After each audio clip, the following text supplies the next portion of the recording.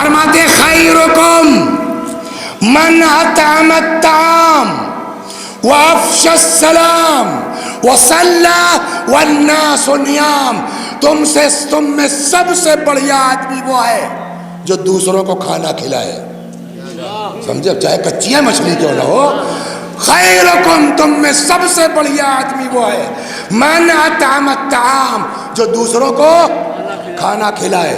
وافشى السلام، سلام کھول کے کرے. یہ نہیں السلام علیکم، السلام علیکم کیا ہے بھائی؟ ارے یار سیدھے سیدھے سلام علیکم واضح کرے. صلی والناس نیام، نماز پڑھے اس وقت جب پبلک سو رہی ہو، ہے نا نماز شب. تو پیغمبر کے اعتبار سے اب بتائیے پردھان جی، سب سے بڑھیا آدمی کون ہوا؟ جو کھانا کھلائے. رک جائیے اسی پر رکھ کے چلتے. تو کھانا کھلانے والا سب سے بڑھیا آدمی بقول پیغمبر کے ہے یا نہیں ہے؟ ہے نا. اب عام آدمی کو کھانا کھلانے والے کے لیے ہے کہ صاحب سب سے بڑھیا آدمی ہے. اگر کوئی کسی مسافر کو کھانا کھلا دے اور بڑھیا ہوگا کہ نہیں ہوگا؟ اچھا جب مسافر کو کھانا کھلانے کا اتنا ثواب ہے تو کوئی اگر حج کے مسافر کو کھلا دے، ہے نا. سنیے میں آپ کو باریکی کتنی اسلام میں وہ سنیے. امام فرماتے ہیں صلوات بر محمد باریکی کتنی ہے. ایک صحابی ہے چھٹے امام کے جن کا نام ہے حسین ابن علا. کیا نام ہے؟ حسین ابن علا. چلے حج کے لیے. تب کے زمانے میں تو گھوڑا، گدھا، خچر، اونٹ ایسے نا پیدل. تب آج کی طرح تھوڑے کہ بیٹھے 4 گھنٹے میں مدینے پہنچ گئے. تو جو جتنا فاصلہ کوئی 1 ہفتے میں پہنچے گا، کوئی 10 دن میں پہنچے گا، کوئی 20 دن میں. تو اب رستہ میں کچھ کھانے کو چاہیے کہ نہیں چاہیے؟ حسین بھائی تھے پیسے والے آدمی اور اللہ نے نوازا بھی تھا. اچھا کھلانے والے کی بھی قسمیں ہوتی ہیں. ایک صاحب جو ہے وہ مر گئے. اب لڑکوں میں بات شروع ہوئی کہ کل سوئیوں میں کھانے میں کیا ہو. تو یہ ہوا کہ صاحب یہ منگا لو. اتنا چھوڑ کے ابا گئے ہیں بڑکا سب کاؤ کہیں. تو اب یہ جو بکرا کٹ رہا ہے وہ ابا کے ثواب کے لیے تھوڑے ہے، یہ تو اس کے لیے ہے کہ سب کاؤ کہیں. ایسا کھلانے کا ثواب نہیں ہے جب تک اللہ درمیان میں نہ ہو. حسین ابن علا پیسے والے مومن، یہ بھی کمال کی بات ہے. کام کر رہے ہیں اللہ کے لیے. چلے حج پر، پتہ نہیں 20 آدمی تھے، 30 آدمی تھے، 50 آدمی تھے، پورا قافلہ. جہاں قافلہ رکے تو پیسہ تو رہی بھائی کیا ان کے پاس. سمجھ گیا؟ حسین بھائی کے پاس کٹائے بکرا. اب پورے قافلے کو راستے بھر کھلایا اکیلے حسین ابن علا نے. کتنے بڑے ثواب کا کام ہے.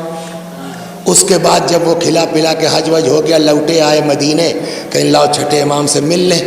جیسے امام کے پاس ہے آئیے آئیے حسین میں آئیے، بڑے بکرے کٹے ہیں اب کی حج کے سفر میں. تو ہم لوگ کتاب پڑھ کے تو نہیں سمجھ پائیں گے کہ امام کا لہجہ کیا تھا. تعریف کر رہے تھے کہ طنز کر رہے تھے. لیکن ہڑبڑا کے جو جواب دیا حسین نے، اس سے یہ محسوس ہوتا ہے کہ امام طنز کر رہے تھے، واہ تعریف نہیں کر رہے تھے. اسی لیے میں نے وہ طنز والا لہجہ بنایا. آئیے آئیے حسین میاں خان صاحب آئیے، بڑے بکرے کٹ رہے تھے اب کی حج کے سفر میں. حسین نے جلدی سے صفائی دی. ما اردت الا اللہ. سنیے آپ اس کو، دعا کیجئے میں سمجھا پاؤں کیا کہنا چاہتا ہوں. ما اردت الا اللہ، میرا کوئی مطلب نہیں تھا سوائے خدا کے. یعنی میں نے جو کچھ کیا ہے وہ کاہے کے لیے کیا؟ اللہ کی خوشنودی کے لیے. واہ واہ کے چکر میں نہیں، نام و نمود کے چکر میں نہیں، فلانوا کی ضد میں نہیں. ایسا بھی ہوتا ہے نا، نماز پڑھتا ہوں میں 100 رکعت فلانے کی ضد میں، تو میں 2000 پڑھ دو کیا فائدہ اس کا ہوگا جب ضد میں کرو گے. تو صلوات بر محمد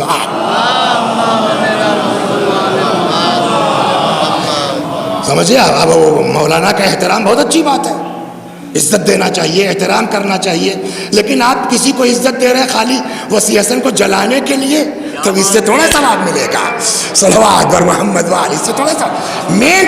دیکھیں باریکی سمجھیے اسلام کی کیا ہے، باریکی سمجھیے دین کی کیا ہے. یہ بیچارہ کھلاتا رہا راستے بھر، اور جیسے پہنچا امام نے ٹوک دیا، بہت بکرا کٹا خان صاحب. اور انہوں نے جلدی سے صفائی دی. ما اردت الا اللہ، میرا کوئی مقصد نہیں تھا سوائے خدا کے.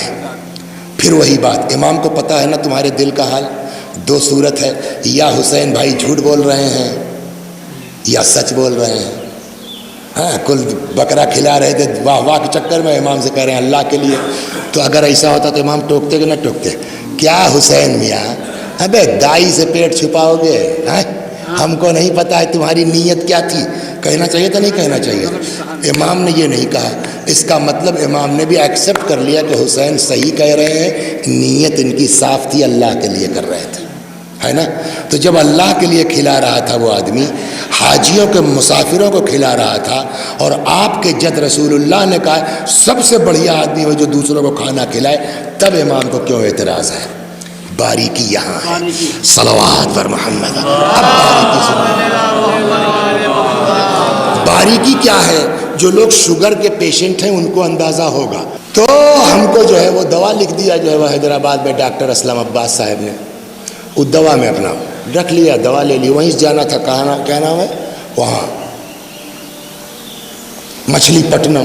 جن کے یہاں رکنا تھا وہ ایک بھائی خود بزنس کرتا ہے، دوسرا والا جو ہے وہ ایریا مینیجر ہے کسی کمپنی میں. تو کہنا قبلہ ذرا پرچہ دیکھیں کیا کیا دوا لکھی ہے اسلم عباس صاحب. قبلہ نے دکھلا دیا، ٹھیک ہے ٹھیک ہے ٹھیک ہے. ارے یہ بھی لکھا ہے آپ کو ٹیلما 20 کیا کر کے تھی جائے گا. میں نے کیوں؟ کہ آپ کو بلڈ پریشر تو نہیں ہے؟ میں نے کہا نہ. تب کیوں لکھ دیا انہوں نے؟ ڈاکٹر اسلام عباس نے لکھا. چھوڑیے جب آپ کو نہیں ہے تو نہیں کھایا. اب واپس حیدرآباد ہے اپنے بھائی کے یہاں، تو وہیں اوپر ان کے اسی لڑکے کے ماموں رہتے سگے، ان کا اپنا کاروبار ہے دواؤں کا ہی.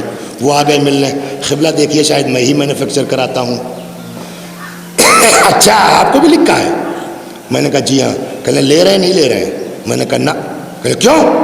میں نے کہا وہ آپ کے بھانجے نے منع کر دیا. کہنے لگے کہ میرا بھانجا تو ایم آر ہے، مجھ کو تو MBBS ڈاکٹر نے منع کیا تھا. کہ مجھ کو بھی لکھا تھا ڈاکٹر نے اور میں نہیں کھا رہا تھا، اس لیے مجھ کو MBBS نے منع کیا. تو ایک دن کوئی MD DM تھا، اس نے کہا یہ دوا کیوں نہیں لے رہے ہیں؟ تو ہم نے کہا صاحب یہ تو بلڈ پریشر کی ہے. ہم بلڈ پریشر تو ٹھیک ہے. کہ بابا اوپر سے یہ بلڈ پریشر کی ہے، اس کے اور بھی کام ہے. جو آدمی میٹفارمین وغیرہ کھاتا ہے اس سے گردہ خراب ہوتا ہے، لیور خراب ہوتا ہے. یہ ٹیلما 20 اس کو بھی کور کرتی ہے. سمجھ گئے آپ نا؟ تو آپ شوگر کی دوا کھا رہے ہیں کاہے کے لیے؟ شوگر سے بچنے کے لیے نا. ایک تو شوگر سے بچا رہی ہے، 10 کام خراب کر رہی ہے وہ، ہے نا. 10 کام خراب کر رہی ہے. گردہ آپ کا جا رہا ہے، لیور آپ کا ڈیمیج ہو رہا ہے، آنکھ آپ کی گڑبڑ ہو رہی ہے، طلاق کی نوبت آپ کی آ رہی ہے نا. ایک دوا آپ کھا رہے ہیں شوگر کی. 10. جو سمجھدار ہے وہ خالی شوگر کی دوا نہیں کھائے گا، وہ اس کے سائیڈ ایفیکٹ کیا ہے اس پر بھی توجہ رکھے گا. امام کا کام یہی ہے. کھانا کھلانا بڑی اچھی بات ہے، مگر جس طرح کھانا کھلایا آپ نے اس کے سائیڈ ایفیکٹ پہ توجہ کیا آپ نے؟ صلوات. اب دیکھیے اللہ کرے میں سمجھا دے جاؤں. کھانا تو کھلا رہے ہیں آپ، بٹ اس کھانا کھلانے کا سائیڈ ایفیکٹ کیا ہوا؟ اب میں امام کا جملہ بھی سناتا ہوں. 20 آدمی ہیں قافلے میں. کوئی بیچارہ جو ہے وہ کھیت رہن رکھ کے گیا ہے، کوئی بیچارہ جو ہے وہ زیور جو ہے وہ بیچ کے گیا ہے، کوئی بیچارہ کیسے، کوئی بیچارہ کیسے، کوئی ساتھ میں لائی چوڑا لے گیا کہ پھاک کے پانی پی لیں گے، مگر جو ہے چلو حج کر کے آتے ہیں. حسین بھائی کے پیسہ ہے، بکرا کٹ رہا ہے اور سب کو بلا رہے ہیں کھاؤ.